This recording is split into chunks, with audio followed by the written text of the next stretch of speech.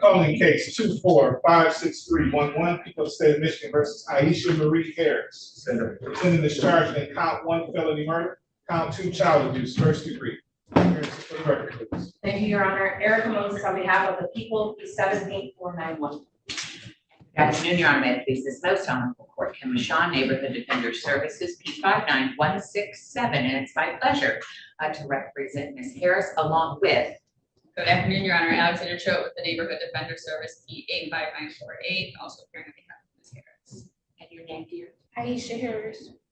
Today's date, time, set for preliminary examination. Are we ready to proceed? Yes, Your Honor. We're ready. We have 3 witnesses. And we move to Chicago. All right, any other preliminary matters? No, Judge, for the purpose of sequestration, I do have an father family member in the room. However, he is not and will not be either on my witness list nor named in any report. All right, good afternoon, sir. I have Detective Peterson's number. All right, no objections to the OIC amendment? None. Ladies and gentlemen out there in YouTube land, if you are a witness or potential witness, I'm ordering you to log off at this time. Judge, I made a mistake. It's not Detective Sergeant. I'm sorry. All right. Okay, sir.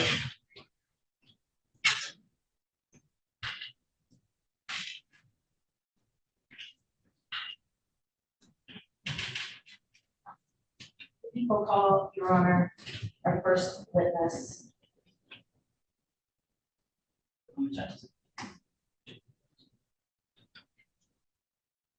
Ms. Harris, England.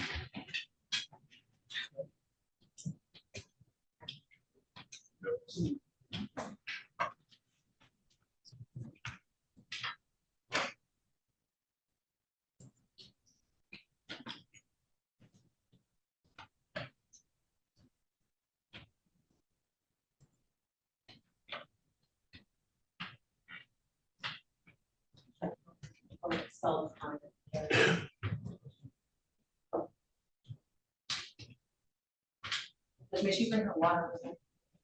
Okay.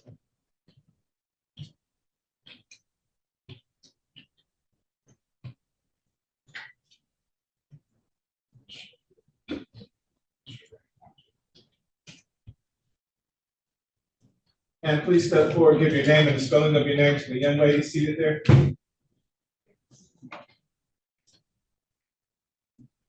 Please raise your right hand. Do you swear or affirm to tell the truth, the whole truth, and nothing but the truth shall help you God? Thank you. Please have a seat in the witness box right next to me. Keep your voice up nice and loud and speak into that microphone that's to your left.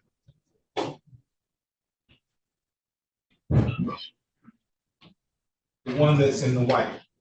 Maybe begin when you're ready. Yes, sir. Good afternoon, Ms. England.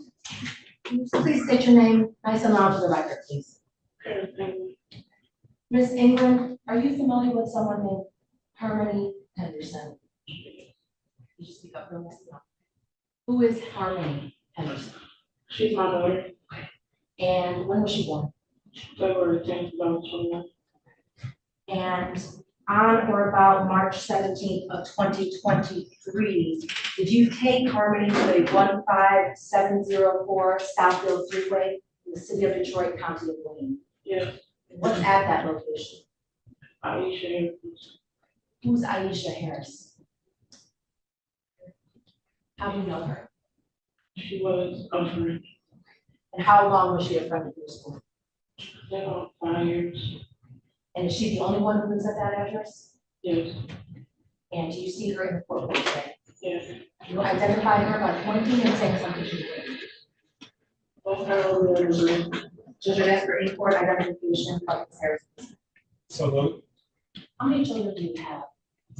2. And how old is your second child? She's 13. 19? 13. 13, I'm so sorry. And how old was Harmony when you dropped her off? She was 3. And why did you take her there? Aisha had offered to watch her because I was overweight. You were overwhelmed? Yes. Overwhelmed by what? Just day to day, she was a nonverbal autistic child. So between the classes and the driving and the teachers and the schools, I was just overwhelmed. And when you say she, are we talking about Harmony? Yes. And she was diagnosed with autism. Yes, she was a nonverbal autistic. And had you taken Harmony to that location before with Ms. Harris? Yes. Okay, how often did you do that? A lot. That's When you say a lot, what does that mean? How often does she go over to you? We didn't go over, she'll come over, I say, out of a month, I don't know, like 20 times, maybe more. In 1 month? Were any of those visits overnight visits or were they just for the day? Maybe both. So on this particular occasion, on March 17th, did you take her to that address of 15704? Yes. Okay. What time did you take her over there? It was after school, so probably like 3:30, 4 o'clock. And what was the plan? Okay. She said that she was keeping her for a couple days and she was trying to give me a break. And to your knowledge, does Ms. Harris have children of her own? Yes. How many? 1. Okay. And where does that child reside at? I don't know. So does Harmony and her child often play together? Yes. So on this particular occasion, you said you dropped her off after school? Yes. Okay, you said about 4 or 5 of them was here. Like 4, because my daughter got out at 3:15, so it was right after that, after they got their stuff together, so like 4. And did Miss Harris say anything as far as how long Harmony stayed? I believe it was the weekend. Yeah. So when was your plan to pick up Harmony? Sunday. And was this a routine where you would drop her off on weekends? Sometimes it'd be just for the day or just for the night, but sometimes it would be the weekend. And did Harmony have any belongings at that location? No. Did you pack anything of her belongings to take with her? Yes. What did you pack? The basic clothes, diapers, shoes, the basic things. So Friday, do you hear anything after you drop off Harmony? Do you hear anything from Miss Harris? No, not Friday, other than the usual check-in, the talking, chit-chat, nothing out of that order. And how often would you check in on that Friday after dropping her off? I think it was like once or twice, because she had told me like, chill out, she's okay. Did you feel comfortable leaving her there with Miss Harris? Yes. When you dropped off Harmony, what was she wearing? Did you Yeah, feel- like a t-shirt and some shorts on. Did she have anything on her face or body? Well, she had a little scratch because she fell, I think, 2 days prior at school. Okay, and where was that scratch at? It was like right below, above her eye. Okay, and you're for the record witness is using the right hand to gesture above her right eyebrow. So how big was that scratch? It was a little scratch. Was it bleeding at all? No. Saturday, do you check in on Harmony? Yeah, we talked. When did you first check in? Isha had, called me and, well, no, not called me, she texted me and she had said that Harmony fell down the stairs. And are you familiar with Miss Harris's house? Yes. Tell me about it. What does it look like? When you first walk in, it's the living room, to your right is the kitchen and then the basement stairs. And then when you come in from your right side, it's the bathroom, her hallway, the stairs to upstairs and her bedroom. How many bedrooms are there in the house? Just legal too. Are you familiar with where Harmony would sleep at when she would spend the night there? Most likely in her daughter's room or with her. Okay, and are there beds in both rooms? Yes. Now Saturday, what time did you check in? I'm sorry, what time were you alerted that something had happened, that she fell downstairs? It was around like 9, maybe. Is that AM? Yeah. Had you called Ms. Harris or did she call you? She actually texted me. Okay. And I had told her to call me and she said no. But she jokes like that. So I didn't think nothing of it. So I called her and she answered the phone. She put Harmony on the screen. And yeah, she looked like she felt she was okay. Okay, so at some point, do you see Harmony on your phone screen? Yes. Okay, what do you see, if anything? She was laying down with her little bump on her head. And she was up with her sippy cup and she wasn't crying, she was just sitting there. Could you see where that recording or where she was talking from, what part of the house? It was in her bedroom, I believe. You say her talking about Ms. Harris? Yes. And describe the eye area that you saw. What did you see?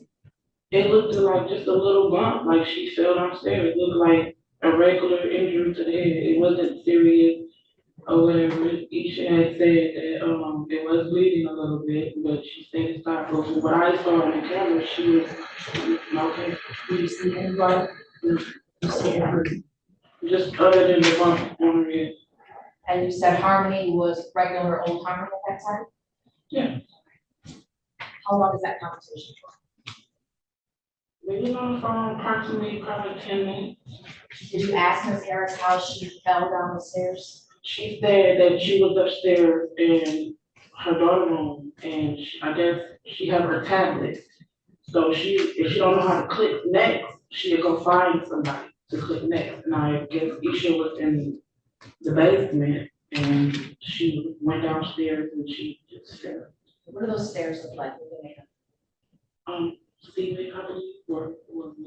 Is there any sort of covering on it, carpeting on it? No, How many stairs are there? not 10. Did she tell you from where on the stairs Harmony fell? She said that, I'm gonna assume that she said from the top. I just want you to tell me what you can remember, she said. I don't want Okay. you to assume, okay? It would be all the things. She fell on the stairs. So after, how long was that conversation, that FaceTime? It was like 10 minutes. After that 10 minutes, how long until you heard back from anyone else? Harris? I texted her back probably like 30 minutes later to like check on her, to tell her to don't let her go to sleep, and you know, she might be in pain, give her some medicine, 'cause she was nonverbal, so you can't really tell when she's in pain. So I was just, you know, checking in and telling her to keep an eye out on her. Did you get a response from Ms. Harris? Yes. And what was that response? She assured me that she was gonna do that and she was okay, and they was on a couch laying down or something like that. Did you ever have another visual of Harmony by phone at that time? Or no? No, So the only time you saw Harmony was regarding the bump on the eye, is that fair? So how long after that first FaceTime did that second call take place? I didn't call her, text her. Texted, I'm sorry, what was that text? And 30 minutes later, because I was worried. And is this still the same night? Yeah, it's the same. Did you make contact with Ms. Harris again that night? Yeah, Okay, what time was that? it was about a little after 12, Midnight? yeah, a little after midnight. It's now we're in Sunday. Yeah, and I was just checking on her, and that's what she said, that her and her child was in the living room watching TV or going to sleep or something. They was laying down. Did she tell you how Harmony was doing at that time? She said she was fine. And how long did that, was it text or phone call? This was texted. And now we're into Sunday. Is that a yes? Yes. What happens on Sunday? On Sunday, I decided to go get her early. I was supposed to be there at 2, but I didn't have nothing to do, so I had went in early to go get her. What time did you head over there? At 1, Is that 1 p.m.? 1 p.m. And did you alert Ms. Harris that you were coming? Earlier that day, when I talked to her at like 9, 10, we had talked. I never told her exactly like, oh, I'm gonna come early or nothing like that. I told her that what time I was going to pick her up. Okay, so when you spoke to, was it Ms. Harris at 9 or 10 a.m.? Yes, And did you ask about the status of Harmony at that time? no, What was the conversation about? I was going to pick her up. So was it a short conversation or long? It was a long, short conversation. I just told her I would be there at 2 o'clock and, you know, normal thing. Did she respond in any way? Yeah, she was, What did she say? okay. See you when you get here, basically. Do you arrive at that address? Yes, What time did you get there? like 1 o'clock. How familiar are you with going in and out of Ms. Harris' house? So very familiar. I had a key. How did you get into the house? Yeah, I let myself in. And when you got in, where did you go? I was in the front row because I was on the phone with my sister. And at some point, you see Ms. Harris. Yeah, she came from the back and came in the front room. She gave the rundown of she took a bath, she ate, she's laying down, just the regular rundown. Did you have any concerns at that point in time? No. What happened next? I hang up the phone with my sister and I go in the room, Isha room, where she's at with the girls. And Harmony is laying, but she's facing the wall. She's laying down like she's taking a nap. And Isha sat down on the bed and she goes to wake up Harmony. She picks her up. From what it looked like, I thought she was picking her nose, just trying to get her nose clean, like normal stuff. Let me ask you this before we go on. So when you open the door and you get into the, is it a living room? Yeah. Do you see Ms. Harris greet you at the door, or is she in that bedroom still? We kind of like met, like at the same time, as soon as I walked in, she was kind of like right around the corner. And when you were heading towards the bedroom where Harmony was, who went first, her? or you? She did because I was still on the phone. Was anybody else in the room besides Harmony and Ms. Harris? Her daughter, And where was her daughter at? on the edge of the bed, like, just regular girl around the bed, And what side of bed are we talking about? like a clean room. When you walk in, what part of Harmony do you see? I see her back. Does she have a blanket on? Yeah. Do you see what she's wearing clothing-wise? T-shirt and some shorts. And you indicated that Ms. Harris approached Harmony, Yeah, she sat on the bed next to her and she picked her and how did she pick her up? up. More like a baby that you're swallowing when they try to wake them up. She gently picked her up and had her in her arms. Was Harmony close to her body? Yes. Could you see Harmony's face at that time? Not completely, I saw the side of her face. Did you notice anything about the side of the face? No, not at the moment. What happened next? Like I said, I thought she was picking through her nose. And when she was doing it, her arm dropped. Whose arm? Harmony arm. And how did you react? It took like 2 seconds for it to register in my head, like something is wrong. So I kind of like just screamed and like snatched Harmony and thrown it out the door. Did Ms. Harris say anything as you grabbed her? She was telling her daughter to come on. We both ran out the house. That was about it. Just come on, let's go, we gotta go. And after you snatched Harmony, where is she? She's in my arms. Did you look at Harmony? Not completely because I'm so hysterical and I'm screaming and I'm yelling and I'm speeding and I'm flying down the street. So you get into your car? Yes, What kind of car is it? I have my own impulse. And where do you put Harmony at before you start driving? Nowhere, she was in my arms.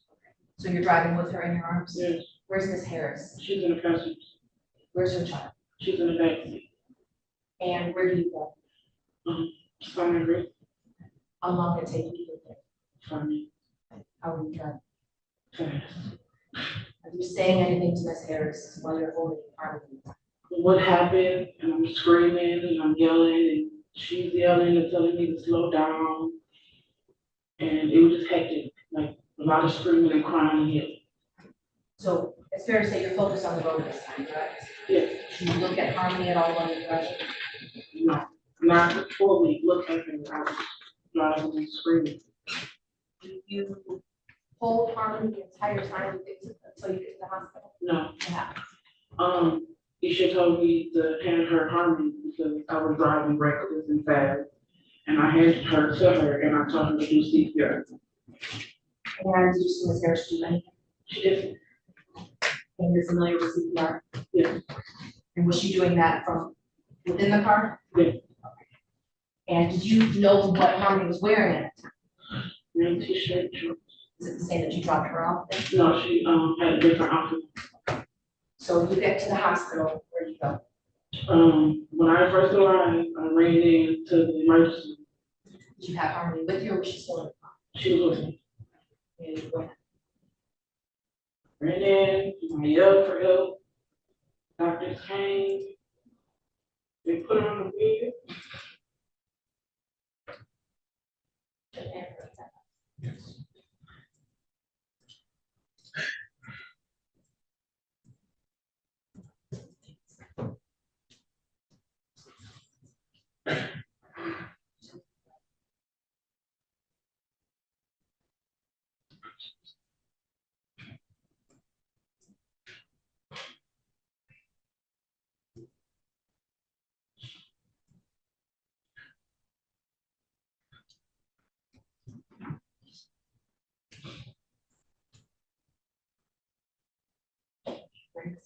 Underneath. So when you get into the hospital, what part of the hospital are you at? I'm in the emergency room. And do you stay with Harmony, or is that some of the leave Harmony? As we left from the emergency room and they were taking her down the hallway to the room and they were trying to perform CPR on her. They lay her on a stretcher or they carry her? They had a stretcher and then the doctor jumped on and started giving her the pressure. The observation department at that time? She was blue. Say blue. Part of her.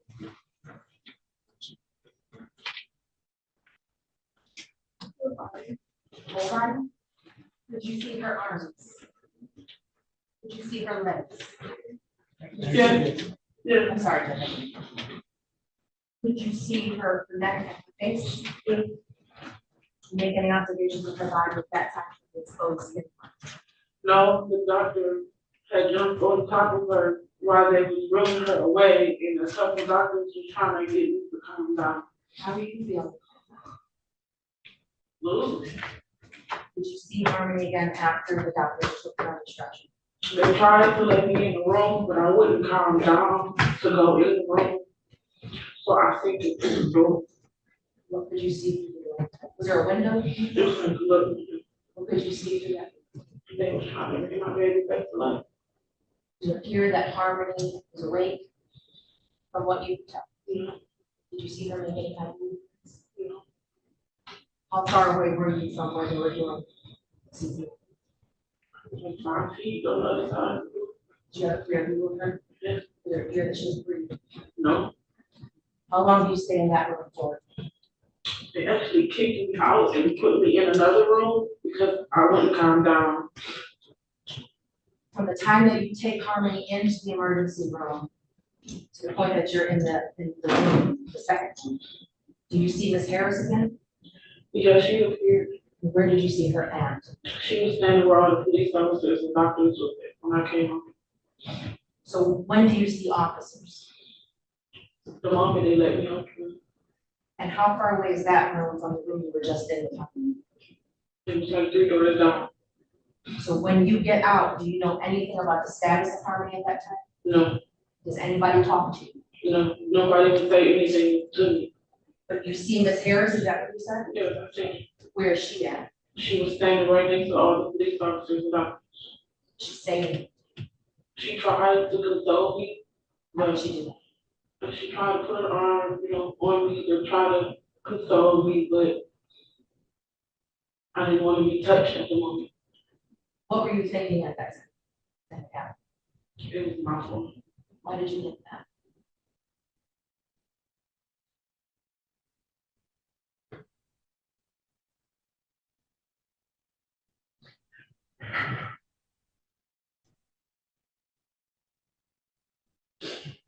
I thought it was my fault because I thought she fell down the stairs and died from falling down the stairs. And I feel like I should have went and got her. At some point, are you approached by anyone else in the hospital? No, I approached the doctor. Or were you made aware of Harmony's condition at that Yeah, point? And to your knowledge, did doctors indicate that Harmony had passed? yeah. Did they explain anything to you at that point or just limited information? Just limited information. They just told me that I'm she gonna didn't make object it. to the hearing. She's suspended. So at some point, you learned that Harmony was gone. Yeah, Where's Miss Harrison doing this? I had fell to the ground and I was crying and screaming. But by the time I got up, she was gone. I didn't know what happened. Did you see Miss Harris again? I seen her walking down the hallway with her and her daughter. Were you approached by officers after that? Yes. Without telling me what they said, did they speak to you about Harmony? Yes. You answered questions? Yes. You also interviewed by a detective? Yes. Do you recall that detective's name? No. It was a lot of different. I have a name.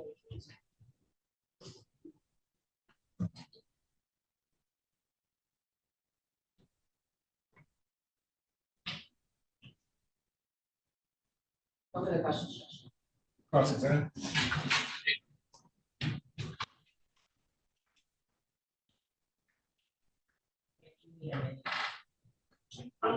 Okay, you want some water or anything? You keep talking.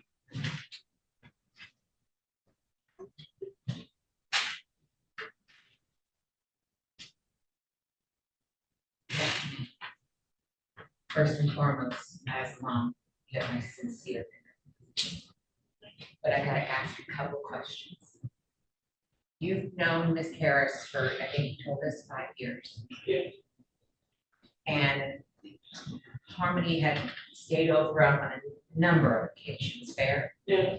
And you appear to me to be a great mom and a very protective mom. And so if you had any inkling that anything was fishy, you certainly would not have put her in Miss Harris's care. Is that fair? Yeah.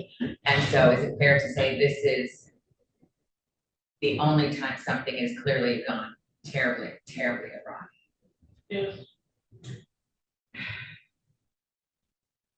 Knowing Miss Harris, ma'am, and if you don't know the answer to the question, just say, I don't know. Are you aware that Miss Harris suffers from mental illness? Are you aware that Miss Harris has overdosed on a number of occasions? That's what the relevance is of that. Mr. Rhodes, hold on a second. Whether or not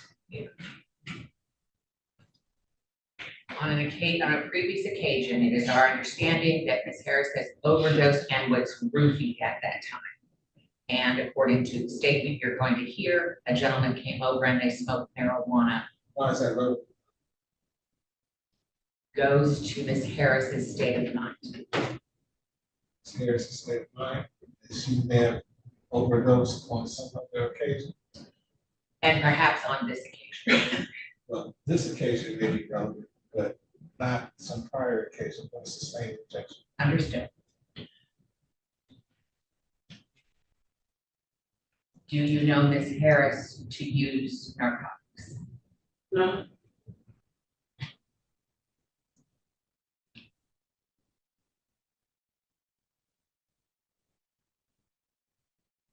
And do you know if the officers, did somebody, to your knowledge, did anybody call the police? The police, you said when you came out, the police were with Ms. Harris and the doctors. Do you know how they arrived or why they arrived? No.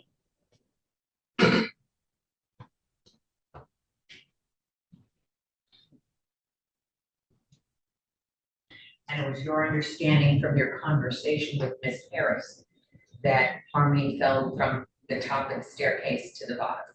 Yeah. And I think you said there were like 10 steps. Yeah. Thank you, ma'am. Again, I'm so very sorry. Any redirect? No, objection. Thank you, ma'am. You may step down. Have the court's witnesses. At this time, the people seek to advance, people's proposed exhibit 1. This is a copy of the Green County Medical Examiner postmortem report. This was conducted by LPIDH, HLADHY, Assistant Medical Examiner. This is performed on March 18th of 2024. And I received this admission under 76611B subsection. Any objection? None. Admitted. Thank you, Judge. And for the record, the summary indicates that the opinion is that death was caused by blunt force trauma to the head and manner of death is homicide. There's an indication of blunt force trauma to the head and neck, total 44 injuries there, as well as blunt force trauma to the torso and to the extremities. There were also burn injuries, second degree, partial skin thickness, droplet shaped burns that were consistent with scalding liquid on the head and body. May I approach with that? Yes. Judge, I have 2 other witnesses. I believe this will be part of the stipulation, but I'd like to call Sergeant Tillerson.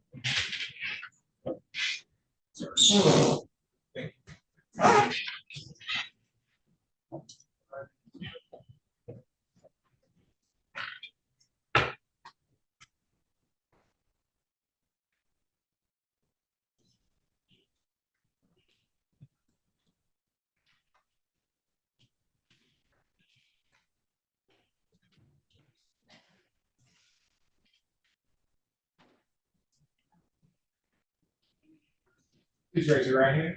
Do you swear or affirm to tell the truth, the whole truth, and nothing but the truth, so help you God? I do. Thank you. Please have a seat for your response.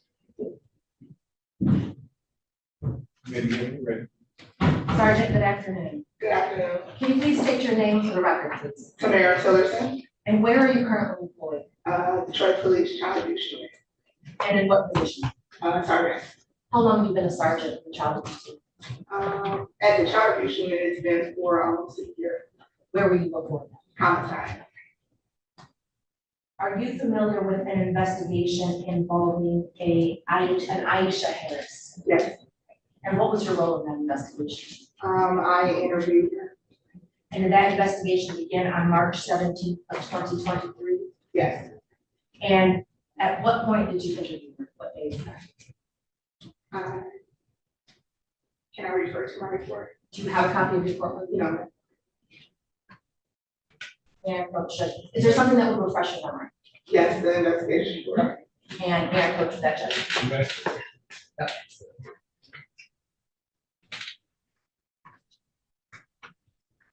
Thank you. Sergeant, I want you to take a look at that and look up at me when you're done.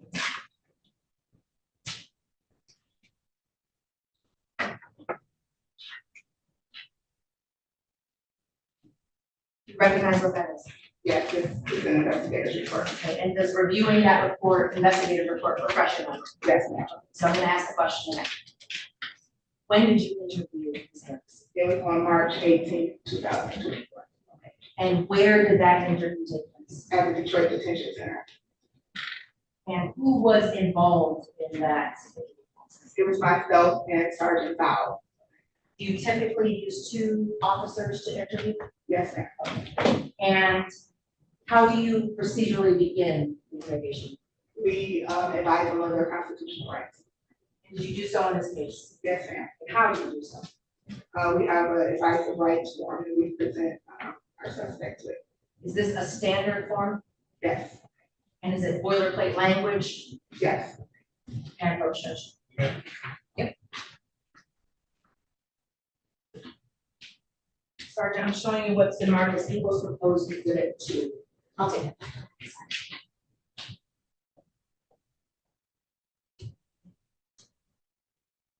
Do you recognize what that is? Yes, And what is that? it's the constitutional rights form. And is it related to a particular case? Yes, ma'am. Or what case? The case involving Aisha Harris, How do you know that? because her name is printed on the top of the form. Is that form dated at all? Yes, ma'am. Okay. And does that form list the rights? Yes, And what rights are those? these are her constitutional rights. How many are there? 5. Now, are you sitting in the same room with Ms. Harris as she has this paper in front of her? Yes, Okay. Does she read it on her own or no? I read it to her. So you read it out loud and then, I read it out loud. First, I have her sign her name, her name and date of birth. And then I read each right to her, have her initial each right as I'm reading it, showing that she understands the rights. and do you see initials on that page? Yes, ma'am. Okay, are there initials next to each right or is something? Each right. How long does this process take? Approximately 5 minutes. Is there anything else on that page that she acknowledges? That these are her rights and she understands the rights. Is there a signature or just the initials? Signature. And this is a fair representation, fair and accurate representation of the form that was presented to Ms. Harris at the time of the interview, correct? Yes. Judge, I seem to admit people's proposed exhibit 2 at this. Without objection. Admit it? Did you have any indication before you started asking Ms. Harris questions that there was some issue with her talking with you? No. Okay. Did you believe that she understood her rights? Yes, ma'am. And the conversation was about what? The injuries that happened to her. And what types of questions? Would you like the board there to commentary before we get to the statement? Sure. Good afternoon. Good afternoon, how are you? Peachy, how are you? Now, when you go over the advice of rights, do you present it in a way that suggests that you're not going to talk to her until we've gone over these advice of rights? I explained to her that I choose to understand what her rights are, so I let her know that these are her rights. Did you advise her of what you were going to end up charging her with? No, Did you ascertain how far she's gone in school? Yes, ma'am. Did you ascertain whether or not that was with special education? Yeah. Did you ascertain, and how far did she go in school? She indicated that she, completed the 11th grade school. And Detroit Public School? She didn't indicate which school. And did she indicate, did you ask if she was on any psychotropic medications? No. Did you ask the last time she used illegal narcotics? No. Did you ask the last time she drank alcohol? No. At this point, how long had she been in custody? Overnight. So I'm assuming less than 12 hours. I can't recall the exact amount of hours.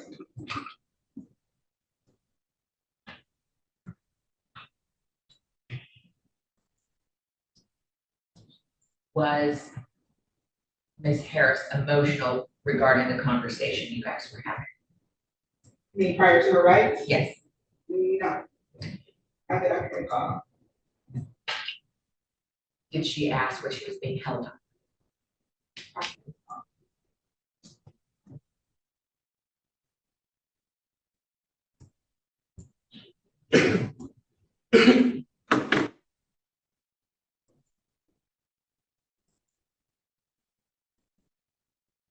Did she ever request an attorney prior to being in the interrogation room?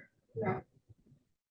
Did she ever indicate that she wanted to talk to Ms. Ingrid prior to the interrogation? Not so.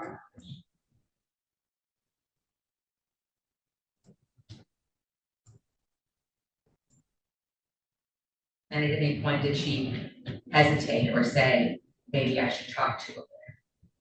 No. At any point, did she indicate that she thought maybe she should shut up and remain silent? No. Did you at any time encourage her to speak? I don't understand what you mean. Did you ever indicate that things would go better for her if she spoke up? No. Did you ever indicate that if this is her only chance to get her side of the story out? Are we talking about before the constitutional rights or after? After. During the interview, I did advise her that it's important that she tells the truth. That's what you're asking. Did you ever indicate things would go better for her if she spoke to you? No. Did you ever indicate that the case against her was strong? No. Were you advised as to the extent of the injuries on Harmony prior to the advice of rights? No. I have no other questions. For purposes of this hearing, do you have any objection?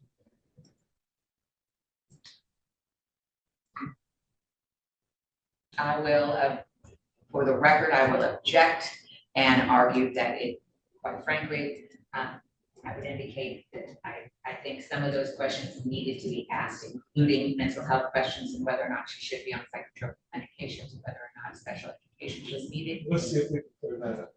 At the time that you were interviewing the defendant, did she appear to understand the questions that you were asking? Yes. Did she logically follow those questions up with answers and so forth? Yes. Did you at any time feel that she was unaware of what was going on?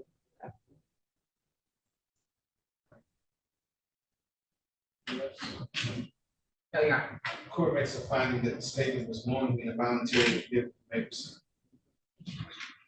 How long was the interrogation of this news? Approximately hour and a half. And you said you had a partner there as well? Yes. Who was asking the questions? Both of us. And myself. As you began to ask questions, did you notice anything about the demeanor of the parents?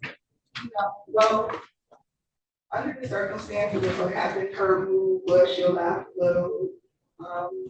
She would cry at some point. So, nothing. Was this interrogation recorded as well? Yes. Did you provide a copy of that interrogation video to the prosecutor's office? The officer charged the case. What's your knowledge of that? Yes.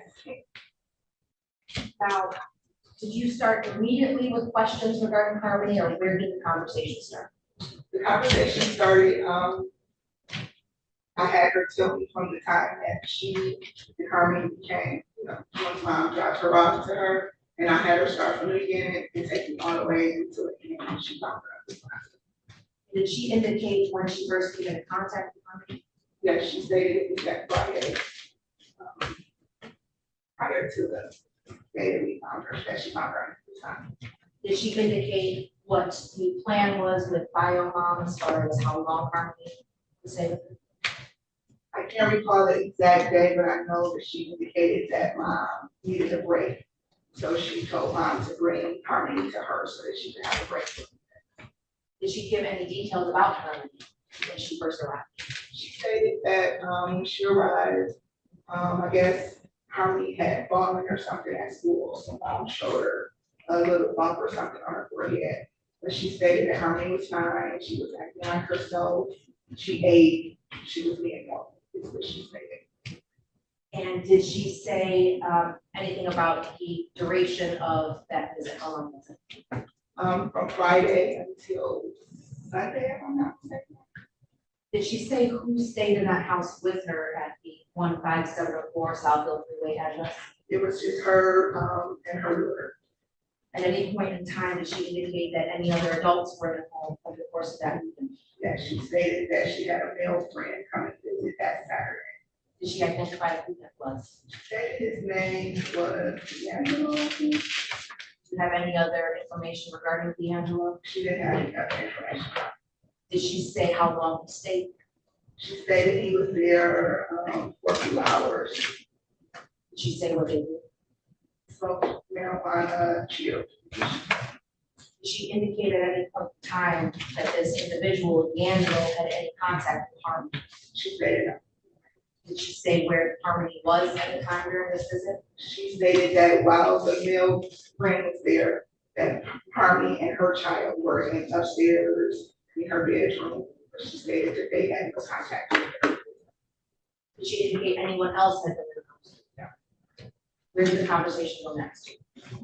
She took me day by day. So the day that you're talking about, what she had no contact with him that Saturday. And she indicated that he left about 7 p.m. Did she say what time he arrived? I can't recall. I want to say 4. But I know for sure she said he left about 7. She stated that Harmony was in her bedroom and her daughter was upstairs. And when she went into her bedroom, she noticed that Harmony had thrown up on her bed. Did she say what time she had noticed this one? She wasn't for sure, but she said about 7:38-ish. Had she indicated before she said Harmony got sick that Harmony was sick? No, she indicated that Harmony was basically fine. She was normal, so she kept. What did she say happened then? Harmony, once she realized that Harmony had thrown up on the blankets on her bed, she took Harmony off the bed, she took the blankets off, she took Harmony's clothes off, and she went down into the basement to wash. She stated, that as she went downstairs, she heard Harmony coming down the stairs, and then Harmony fell downstairs. She heard her feet, she heard her tumble downstairs. Did you have personal knowledge of the layout of the house or not? Not at that time, no. Did she say how many stairs Harmony had fallen down? She didn't say how many, but she described what she heard, which sounds downstairs, the way she described it. How did she describe it? Like a boom, boom, boom, boom. And when you said she was doing a wash, what does that mean? She was putting clothes in the washing machine. What happened next? What did she say happened? She stated that Harmony, when she heard her fall down the stairs, she ran over to her, she observed her laying on the floor, and she was bleeding from her eye. Did she note any other injuries besides the bleeding eye? No, not at that time. What did she say she did next? She stated she took her upstairs, she cleaned her eye, she tried to calm her down. She said, Harmony was really upset and crying. She tried to calm her down. When she got her calm, then she called her mom and let her mom know she got upstairs. What did she say she did next? At that point, I want to say she laid her down in bed. Her daughter was upstairs, her and Harmony slept in the bed together. You say her and Harmony, do you mean the other child and Harmony or Miss Harris? Miss Harris and Harmony slept together, and her child slept upstairs. Did she say she slept in her own bedroom with Harmony?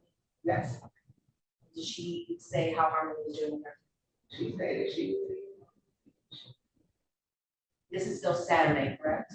yes, Does anything else happen on Saturday according to Miss Harris? no. What does she say happens next?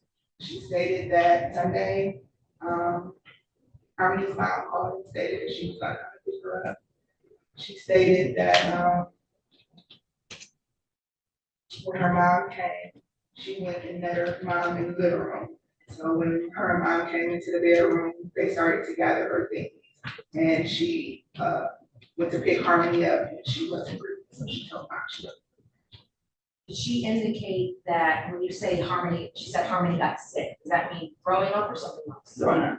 Did she indicate at any point in time that she had to do anything with Harmony at that time or just that? She originally stated the bedding. As the interview went on, she later, I showed her some photos of some of her injuries. Then she went on to say that she put Harmony in a bath. At what point do you have in your personal possession of photos of the injuries? You said at what point did I show her the photo? What time did you have them? Did you have them and review them before going into the interrogation? Yes, ma'am. All right. Did you present those photos to Ms. Harris at any time? Yes. And how many photos were there? If you remember. And what were they photos of? There were photos of Harmony and her. And what kind of injuries did you see? She had a black eye. She had a cut above her eye. She had multiple burns to her forehead area, just multiple burns to her forehead. She had some burns around her neck. Let me ask you this, did the burns look fresh or could you not tell? They looked like they were good. And did you see any other marks in the photos? Anywhere else? No, just more so in her head area. Neck. Did you present these photos to Ms. Harris? Yes, ma'am. What was her initial reaction when she saw them? Did she have a reaction? When I presented the photos, I was actually asking her questions. So it wasn't just as if I presented them, she shuffled on my master question. Like, how did she get this? No, I started asking her, how did she look that morning when she woke up? I said, tell me what you saw when you woke up. So originally she said that she had a, black eye that she started to get the night before. So then I presented a photo and I asked her, did she have this injury that morning? And so it was more so at a burn. And so she started to say that it wasn't like that. So she was denying that it looked like that. But then as the interview went on, then she started to, well, it did look like that. So her story was kind of changing as the interview went on. So what you saw appeared to be burns, correct? Yes. Did Ms. Harris acknowledge that they were burns at any time? Originally, no. Did she say what caused them or if they were? Originally, she did. Later, she stated that she put her in a bathtub. She stated that she was washing her hair. So originally, she was indicating that it was possibly allergic reaction from the shampoo. Did you ask more questions on this? And she later admitted that she was washing her hair and that the water was possibly too hot. Did she say anything else about this? She wouldn't originally say that the injuries on her neck was from the water, but as an interview went on, she did admit that those injuries were from the water. She admitted that the water was too hot. She denied any of the other injuries. She has a skull fracture. She denied any internal injuries, but she admitted that the burns were from her. Physically, the pictures you showed, were they just of the burns? You indicated something on the chest. Did that burn? Those were burns around her chest, so like splash. Did you ask her any other questions? No, I asked her, it was a long interview, so I asked her a lot of questions. But she did indicate that she was frustrated. She stated that her daughter was in the bathtub also with her when this took place, but she stated that her daughter was not or injured. So she, when you asked her, she indicated that what you saw visibly in the pictures was from hot water, is that fair to say? Did she indicate a cause other than that? Did she indicate to you at the time that she was intoxicated at all while this was happening? No, she stated that when her male friend was there, that they were smoking marijuana. Did she indicate that this bath, he wasn't there at the time, correct? It was bath time, how No. was he? Was this the day before that he showed up, or was it Saturday? It was Saturday. And this was, she stated he left about 7 or 8-ish, and it was right immediately after he left.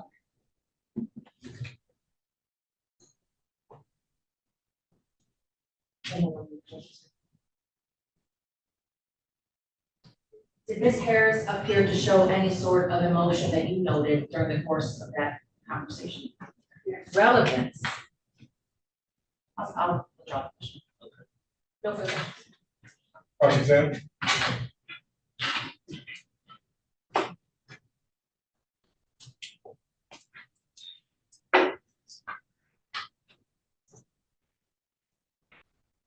So in your interview, Ms. Harris denies using any object to strike the child, correct? Correct. She does say that because her own child is in the same tubby, right? In the bathtub? Yep. Yes. So it's the mommy. And is it fair to say that child did not get burned, Absolutely. but Harmony did? Yes.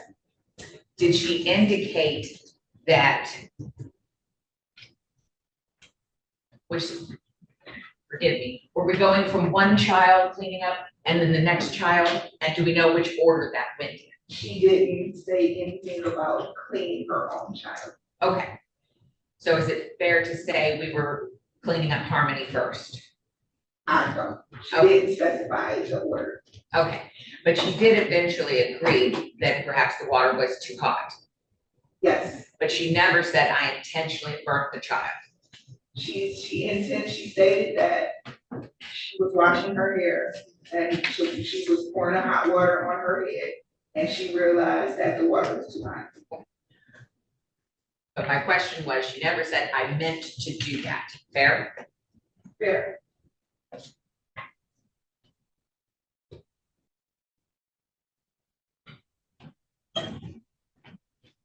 One second.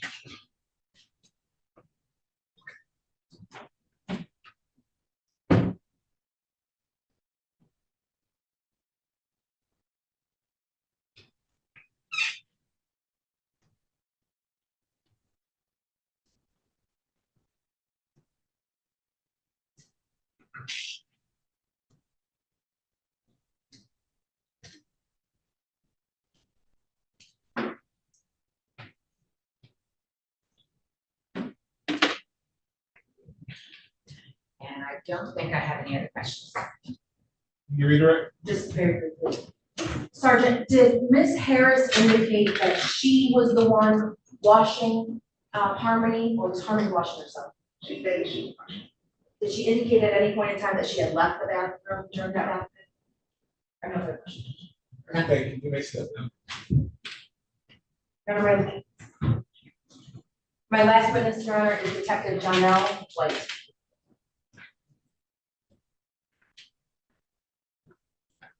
Judge, may I approach with the admitted record? Yes.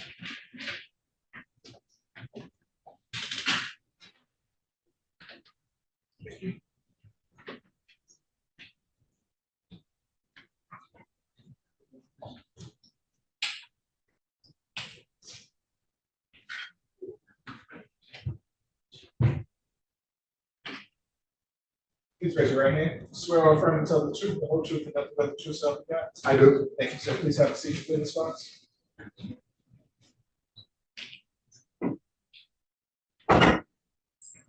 Again, you're ready. Good afternoon, sir. Good afternoon. Can you please state your full name for the record? Detective John L. White, Where are you currently employed? I'm employed at the Detroit Police Department Homicide Unit. And what's your position there?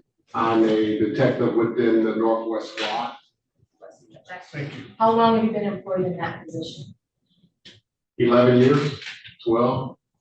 Are you familiar with an investigation involving an Aisha Harris? Yes, I am. How are you involved with that investigation? I am one of the detectives that was on the squad when that particular scene came out, and I actually made the location. Did you make that location of 15704 Southfield Freeway? That's correct. Okay, was that on March 15th of 2024 or a different day? I believe it was March the 17th. Okay. And when you got there, who was on scene? 2 uniformed officers. And at that point in time, was defendant on the scene? No, And did you have any conversations with defendant? not that day. Another day? Yes, Okay, where at? at our building, 5th floor. Okay, when was that? I can't recall. Was it around the time that you had first gone to the scene? I believe it was either, I Let me believe it ask, was the next day. let me ask you this, sir, was this documented anywhere? Yes, it was. Okay, would reading the investigator's report refresh your memory? Yes, it will. Judge may approach. You may.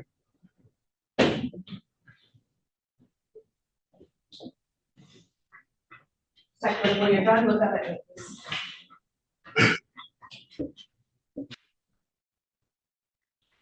Recall what day you interviewed. Yes, it will. Okay, what day was that? March the 19th. Is that 2024? That's correct. And do you see Ms. Harris in the courtroom today? Yes, I do. Can you please identify her by pointing and saying something she's wearing? She's sitting at the defense table. She's wearing green.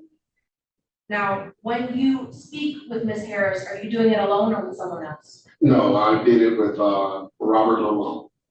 And is that conversation recorded? Audio and video. And what time of day was it when you did it? Or if you don't?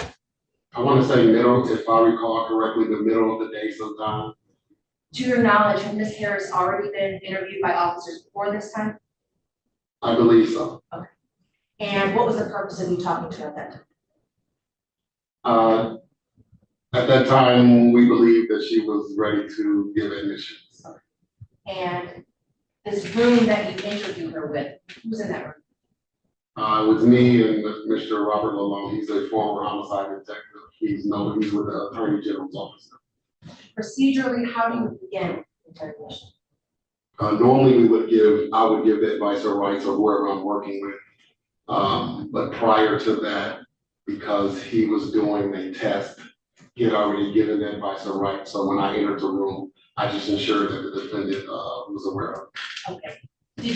Was this a form of some kind or some other mechanism by which she acknowledged her rights? It was a form. Okay, and did you visually see that form? Yes, I did. Okay, and were you present while she was acknowledging her rights? Yes, I believe I asked her about her rights because they were given in another setting prior to me entering the room. So you yourself read her rights, is that fair to say? I didn't read her rights, like every right. I just went back over the rights that she had already signed. I want to say maybe, if I'm guessing, an hour prior, maybe. I'm not sure how long Lalone was prepping her for the test that she was taking. But did you have eyes on the form itself? Yes, I did. Did it appear to be a form familiar to you? Yes, it's one of our standard forms. Okay, does that form indicate different rights? No, it does not. What does it indicate? It indicates all the rights, the right to remain silent, the right that she doesn't have to talk to us, her right to an attorney, and so on and so forth. Did you have any indication that Ms. Harris had reviewed those rights? Yes, How did you know that? because she stated that she knew her rights. And on this advice of rights form, is there any sort of acknowledgement by Ms. Harris that she understands those rights? Initials and signature. May I approach, Judge? Right. Detective, I'm showing you what's been marked as People's Proposed Exhibit 3. You take a look at that and button when you're done, please.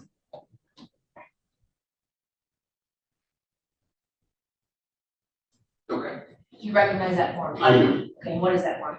That is advice of rights form that was given by Lieutenant Lalone initially. and what case does that refer to? This particular case. How do you know? It has her name, it has the address, and it, I was present, I actually observed it. So prior to me going in there, we observed it, via video. The room is 10, 15 feet away from our desk. When you say observe it, observe what? I was observing the preparation for, I don't know if I can say, I just want to focus The on the test. form. Did you see her actually read the form? yes, Did you see her with a pen in her hand? yes, Did you see her use that pen? yes, Okay, and did you subsequently review that form yourself? yes, Okay, does it appear that she acknowledged all of those rights and waived those rights? yes, it does. Okay, how? She did an initial by each one, and then it's a signature affixed to the bottom where she's supposed to sign. Did you see her sign that form? Yes, I did. When she was spoken to, or when you spoke to her, did it appear that she understood those rights? That's correct. And did she agree to talk with you? Yes, she did. Did it appear at that time that Ms. Harris was intoxicated? No, she was not. It Did did you not have, appear- I'm sorry, It did not appear that way. did you have any indication that Ms. Harris was not understanding what was going on? No, she was very aware of what was going on. And she agreed to talk with you? Yes, she did. How long was that conversation for with Ms. Harris? Unfortunately, I don't recall it. It was a long day that day, so I'm not sure. Before I forget, people move to admit proposed exhibit number 3. No objection. That is the Before here is the voluntariness. No. The court makes a finding the statement was knowingly voluntary, as well as admit each proposed exhibit is 3. Yes, sir. May I approach the witness and publish the court? Yes.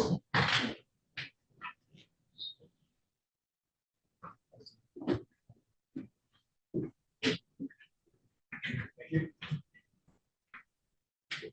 Now, detective, while you are asking questions, is it you and the assistant attorney general in there? That's correct. Okay, and where does the conversation begin? Just about what occurred. Okay, and did Ms. Harris acknowledge that she knows someone named Harmony Henderson? Yes, she did. And who did she say that was? She said it was her best friend's child. Did she say how old that child was? I believe she did, but I'm not sure. I'm not sure. Okay, would that have been documented anywhere? It would have been documented on the videotape. Yes. Would it also be in any sort of report or not? Yes, it would be. If I told you the child was about 3 years old, would that sound accurate? That sounds correct. Okay. And did she say where something had happened at? Yes, she did. In the bathroom, Okay. Bathroom where? inside of the tub. Okay. And was this at a particular address? It was at her residence. Okay. Would that be the one on Southfield Freeway? That's correct. That's in the city of Detroit, correct? It is. What did she say had happened? She stated that she was giving Harmony a bath. She stated that she poured hot water over her. She didn't realize it was that hot. She became frustrated. She stated she hit Harmony's head on the tub one time. Then she also admitted that Harmony fell down the steps, but she said it wasn't that bad of a fall. Did she describe the hit on the head, what that was like? In the tub specifically, I'm sorry. The way she actually acted it out. So the way she did it, it appeared like she said just hit the head, and it caused a somewhat of a injury to the eye, and the eye started to bleed. When you say she acted it out, what does that mean? She physically showed like emotion like this. Okay, Judge, for the record, witness is using his right hand, and appears to have something clenched, and you're moving back and forth. Right. Forward motion. Yeah, she said it just one time. Did she say it was a hard hit? She said she didn't believe it was. Did she say how Harmony was reacting? Fussy, like frustrated. She didn't really give, she didn't think Harmony, nothing was wrong with Harmony, based off of her testimony. Now, earlier you said she was frustrated. Are you referring to Ms. Harris being frustrated or Harmony, or both? Ms. Harris was stated she was frustrated. That's why she hit her head on the tub. Did she say why she was frustrated? Just that Harmony was giving her a hard time. Did she say anything else? I believe those are the three things that she poured the hot water on her, that she hit her head once on the tub, and that Harmony fell down the steps. Did she say how Harmony was physically after that? Initially, she said Harmony was fine, and then the next morning is when she discovered that something was wrong. Did she indicate that she sought medical attention from Harmony at any time? No, she did not. She told us that she called her mother. She actually stated that she FaceTimed her mother so her mother could see Harmony and see that Harmony was fine, and just indicated the injury that was to her eye. Did you yourself see photos of the injuries? Yes, I did. Okay, where were those injuries located? I keep pointing to my right eye, but I can't recall which eye it was. But it was either the right or the left in the corner of it. And then there were, at the time, we didn't know what they were, but eventually we discovered that there were water burn marks all through from the top of her head, the forehead, all the way through the head, going down the back. And then there were burn marks, water burn marks like drops, all over her body. Did you see any other marks anywhere else on her body through those photographs? That's what I can recall. Do you recall showing Ms. Harris any of those photographs while you were interrogating? I don't recall. I know further questions. Cross-examine. Thank you. Good afternoon. Good afternoon, Counselor. If I ask a question you don't understand, please I can. Okay, So Lalone is giving her a test. that's correct. And I appreciate your sentiment not telling us what it is. But as part of that test, Lalone fills out quite a bit of paperwork. Is that fair? That is fair. Are you privy to that paperwork? Yes, I am. Okay. And so you are aware that Ms. Harris is bipolar and schizophrenic. Yes, I'm aware that that's what she told. I'm point taken. And that she also told him that she was suicidal, correct? Would the form refresh your recollection? I believe I remember that. Thank you. I recall it. And that she's supposed to be on medications for her mental illness. I believe she said that also. Did you inquire at any time if she had taken those medications prior to taking the statement from her? I believe she's not issued medication, if I remember correctly. She said she's supposed to be taking medication, so I don't think she's ever indicated that she actually had medication to take or had been prescribed it. But no, I did not inquire about the medication. Okay. And what she has admitted to you is not that she intentionally poured the hot water, but that she poured hot water that turned out to be too hot for the child. She didn't intentionally burn this little girl. It was an accident, fair? That's fair is what she said, that's correct. Point taken. And that she fell down the stairs, correct? That's correct. And that she pushed her head against the tub once. Yes, that's correct. And that is the extent of her admissions. That's the extent of her admission, that's correct.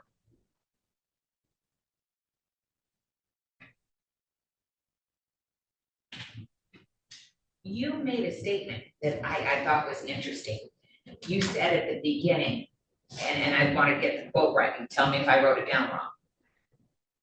You said, quote, "We believe she was ready to give admissions."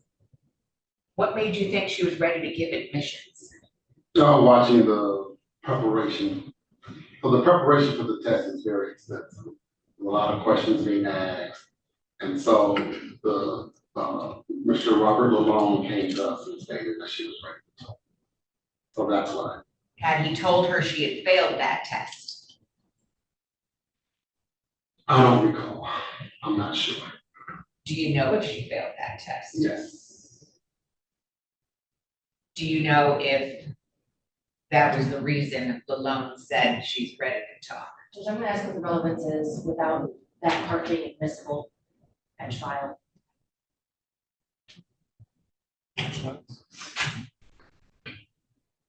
I think if they're lying to clients regarding their passing or failing of said test, then that goes to whether or not they're manipulating clients into making these admissions. Judge, officers have a wide variety of mechanisms by which they interview. There's nothing necessarily wrong with giving misleading information. However, detective has indicated that that was not the case to his knowledge. So she could either ask us alone or just move on. So this test we're talking about is a lie detector test, Yes,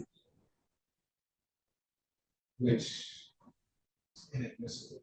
oh, its results are inadmissible, absolutely. But if law enforcement is using it as a tool to manipulate people into making statements by lying about those results, which they do, no offense, it then it manipulates the individuals into thinking that they are in a worse position than they are actually in, which under People v. Stewart says you cannot present your case better than it is. You cannot manipulate people. And I don't think it's even going to say you can lie to clients anymore. You can't just say, well, Well, actually, you can. you might want to read Stewart because they just reversed a murder. Michigan Supreme Court case. I'm going to allow you to go down this road. This is the trial, now that the trial judge shows us. Well, and we were being very careful in terms of test, because obviously the results can't come in. But it's your testimony, sir, that you don't remember whether or not Lalone told her that she failed. No, I don't recall, if he told her that. But it was after this test that suddenly she was ready to speak. After he had given the test, so that's what we do. The test is given, then we do an interview. And how many times do you misrepresent the results of those tests? I'm going to object this to relevance again. He's already indicated that that's not the case I don't here. care what they've done in other cases, in the matters is this. And I ask, is it the policy of the Detroit Police Department to lie about results of those tests? I would object this to relevance because we have not established that that even happened in this case, Judge. Lalone is not here. Then I have no other questions. I have nothing, Judge. Thank you, sir. You may step back. Thank you, Your Honor. And the people rest at this time. This is on behalf of the defense. Not at a preliminary. Thank you, Judge. The people move to bind over as charged. We had testimony from Ms. Paris England, the mother of Harmony Henderson, who indicated that she dropped off Harmony, 3-year-old with autism, nonverbal, to her friend to watch over the weekend. Ms. England indicated that she admitted that she had a hard time with her child at that time and she wanted a break. Ms. Harris agreed to watch the child. As Harmony was dropped off, there was a small scratch on her head as described by the mother of the victim, Ms. England, but that was it. She checked on Harmony multiple times throughout the course of that weekend, Friday, Saturday, and Sunday. And at one point, I believe it was Saturday, that Ms. Harris indicated that Harmony had fallen down the stairs. She did not initiate FaceTime with mom, but mom contacted Ms. Harris via FaceTime to look at the injuries. And at that time, Ms. England indicated that the injuries appeared to be some swelling above the right eye, she indicated. Other than that, all seemed to be well with Harmony. She, according to mom, she appeared to be her regular self, watching her tablet, being a 3-year-old. She went to pick up Harmony on Sunday, I believe she said an hour earlier than anticipated, about 1 o'clock. And when she got there, Harmony was in bed. She could not see her face. Harmony was laying against the wall, I believe, and it was Ms. Harris that came, scooped up Harmony and appeared to touch her face in some manner. I believe Ms. England said touched her nose. At that point, Ms. England sees Harmony's arm drop, and that set her off that something was wrong. She scooped up Harmony, rushed her to the hospital. Ms. Harris is in the car with her. She's not able to look at Harmony, but clearly upon getting to the emergency room, doctors had quickly take Harmony and for perform CPR. Unfortunately, Harmony is declared deceased. The people have admitted the ME report that was subsequently performed by Dr. Labadie indicating blunt force trauma and manner of death homicide. Judge, Ms. Harris indicated to both Sergeant, I believe Justice Sergeant, as testimony took place today, Sergeant Tillerson. She indicated that she was the only adult in the home at the time. There was a man, perhaps named D'Angelo, who came and smoked marijuana with Ms. Harris for a couple hours, but he did not have any contact with Harmony at all. I believe the testimony was Harmony was upstairs in the bedroom with Ms. Harris's other child. At some point, Ms. Harris indicates to Sergeant Tillerson that Harmony got sick, that she believed it was from her falling down the stairs, but she went to give Harmony a bath, and that's where she claimed that this accidental burning of the face occurred, Judge. Upon second interrogation, post-second Miranda warning waiver, she indicated that it was, I believe, detective said, a slam of the head, of Harmony's head by Ms. Harris because she was frustrated, that she acknowledged scalding water to the face, to the head. She acknowledged the head hitting on the tub, but she says that was all that happened apart from the falling down the stairs. Ms. Harris in this capacity is clearly in the guardianship role. At that time, she is the adult in charge. She's taking care of Harmony. However you want to look at it, she intended to give Harmony that bath. She is the one that set that temperature of the water. I asked specifically Sergeant Tillerson if she had left the bathroom at any time while Harmony was in the tub. If she herself was washing Harmony or if Harmony did. And she indicated, she being Miss Sergeant Tillerson, that it was Miss Harris who performed the bathing, washing of the hair, and that she stayed in that bathroom the entire time. Clearly from the ME report, we have more extensive injuries than that. Cause of death was blunt force trauma to the head. There is no justification or excuse in this case, Judge, as is stated in element 5 of first degree felony murder. And I believe the child abuse first degree is satisfied as well, based on the same testimony and set of facts. I ask the final question. I'm going to respectfully disagree. For the felony murder count, the underlying predicate felony has to be satisfied, and that is child abuse in the first degree. If you look at it, did knowingly and intentionally cause serious physical harm to the child? In this case, we have a fall down the stairs, obviously not intentional. We have a shove in the bathtub, and we have the accidental burning, which everybody agrees. Her own child was in the tubby too. And so I don't think those things happened intentionally. If the court reduces the charge to a child abuse in the second degree, which I do believe is appropriate, that would be, the elements are thus. First, the defendant had care or custody of and the authority over the child when the abuse allegedly happened. Second, that the defendant knowingly, intentionally did an act that caused serious physical or mental harm, regardless of whether such harm resulted. And it says by serious physical harm, it's really quite stunning.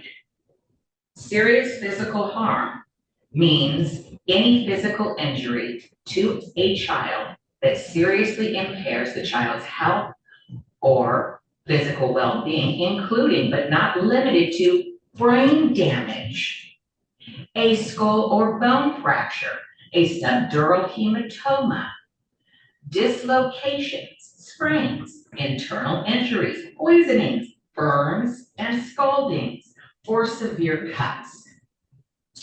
And so the difference is, in my opinion, if you're looking at, and I'm not negating any of these injuries or its seriousness, but the problem is did she intentionally do them? The fall is inadvertent. I think the scalding is inadvertent. She does shove the child. But if we're looking at the cause of death is blunt force trauma, some of those bangs and bruises are coming from the fall. The only thing this court has to go on is what's before it, which is one shove to the head. And she said, I didn't think it was that serious.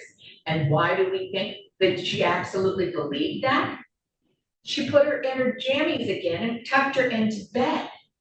And when they go to arouse her, she's the one performing the CPR. She goes with her best friend. I can't imagine being in the mom's position. That was bone chilling. But I also can't imagine being in Miss Harris's position. There was no indication from the mom that anything like this had ever happened. And so when we combine the fall down the stairs, which is not an intentional act by my client, I don't think the one shove is what they're talking about. I think they're conflating those two issues. And quite frankly, the scalding itself isn't even the blunt force trauma we're referring to. It's not the cause of death. It is injury, but it is not the cause of death.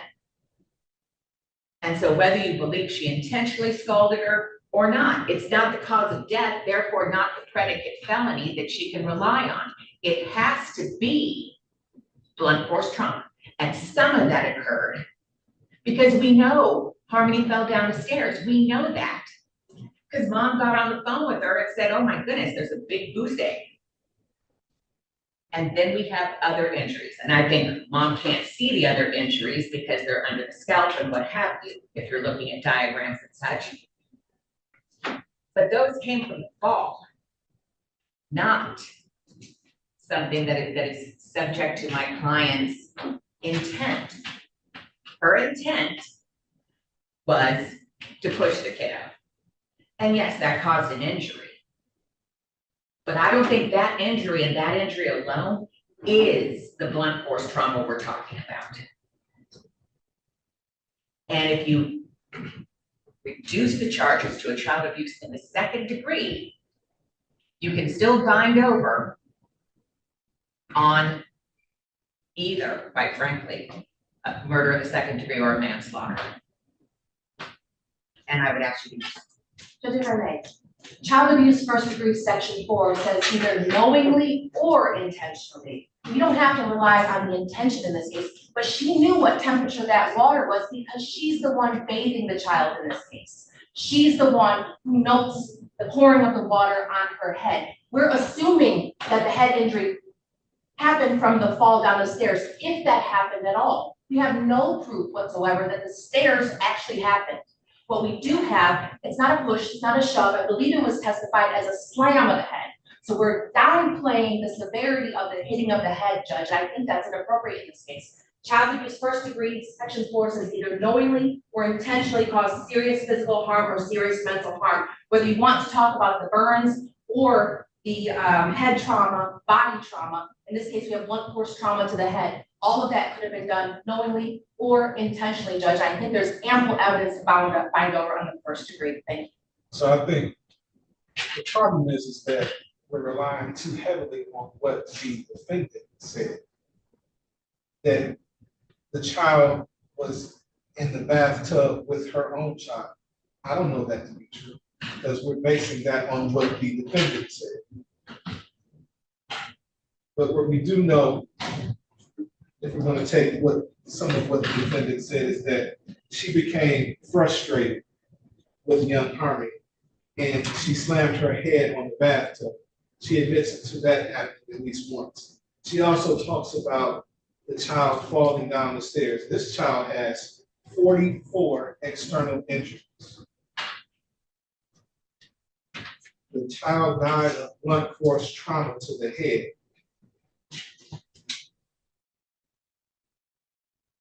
I think we can count at least 5 of those injuries were to the head at a minimum. There was testimony that after the child allegedly fell down the stairs, the mother had an opportunity to view the child. And although she had a scar above her left or right eye, I believe it was the left eye, she, for all intents and purposes, appeared to be okay. I submit to you that if she died from blunt force trauma to the head, It didn't happen at that point in time. It didn't happen after she fell down the stairs. It had to come at some other time. After the fall from the stairs, after mom had an opportunity to view her daughter with her laptop, being the normal 3-year-old. So I don't give very much credence to all of the defendant's statement in that, you know, some of that, and we all know, can be self-serving or trying to distance himself from what was actually done. But I do know that this child was abused. And that the defendant knew or should have known or intentionally caused the serious injuries to the child. And the injuries, you're right, Mr. John, they have to be the blunt force trauma to the head, because that gives us the basis of the felony murder. That's what she died from. That's the child abuse that's alleged here. And quite frankly, the abuse that this child sustained, not just to her head, but all over her body, I have no problem with binding this defendant over on the child abuse first degree. And if I have no problem with binding her over on the child abuse first degree, I certainly have no problem binding her over as a result of the death that occurred as a result of the child abuse in the first degree felony murder. So the court, having heard the testimony of the people's witnesses and viewed the exhibits, I'm satisfied that people have met their burden of probable cause as it relates to the charges contained in the complaint. The court finds those charges were committed in the city of Detroit, and the court finds probable cause to believe this is and it will be bound over to Wayne County Third Circuit Court Criminal Division for further proceedings. Her arraignment on the information date and time will be August 7th, 2024 at 9:00 p.m. And it will be remanded to the custody of Wayne County Sheriff. Thank you. Thank you. Would the court be gracious enough to order a DSU for the next one? I will let you ask the circuit court judge to do that. I hear you. Thank you, Judge. Thank you. Thank you, Judge.